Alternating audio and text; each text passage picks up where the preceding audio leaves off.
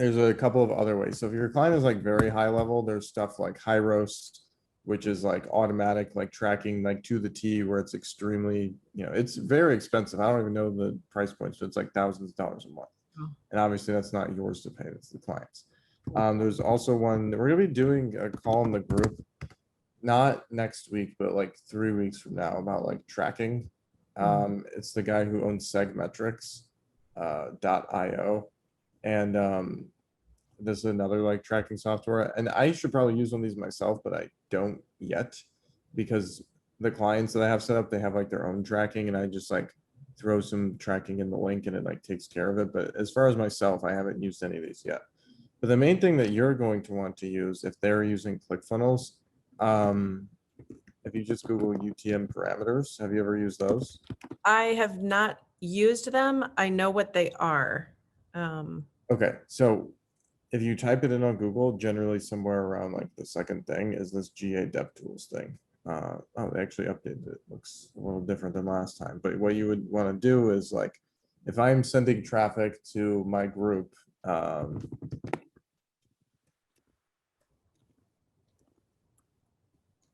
going to put the link, and then I don't really need an ID. Campaign source, I'm going to put like email. And then campaign medium, like you have to put 3 of them, which is kind of weird, but, and then maybe in this one, I'll put the date, which is 7.1.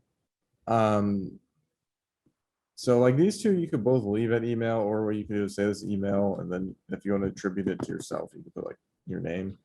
And then also like on ClickFunnels, like they use UTM terms. So let's actually pull up ClickFunnels really.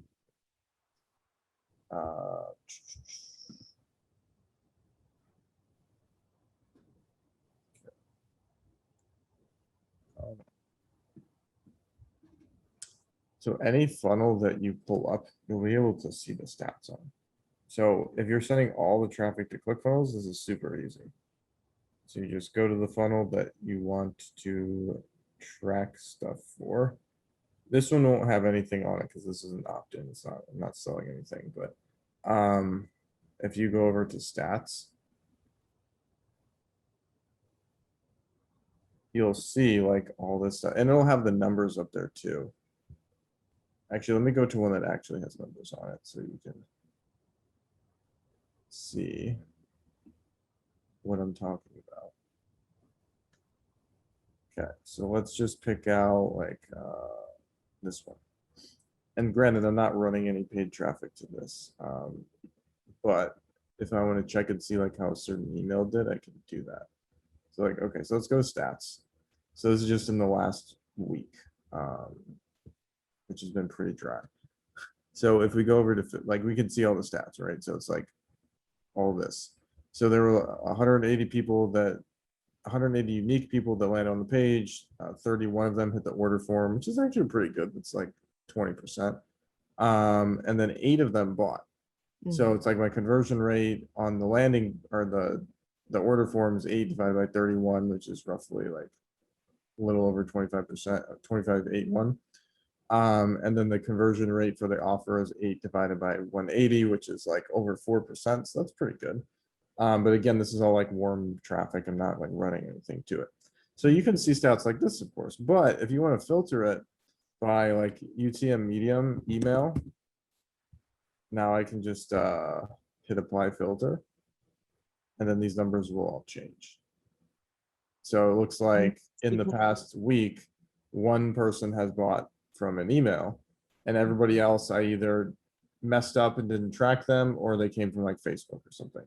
And that's, you had already set up a UTM that was called email? Yeah, so you just attach it to the end of the link.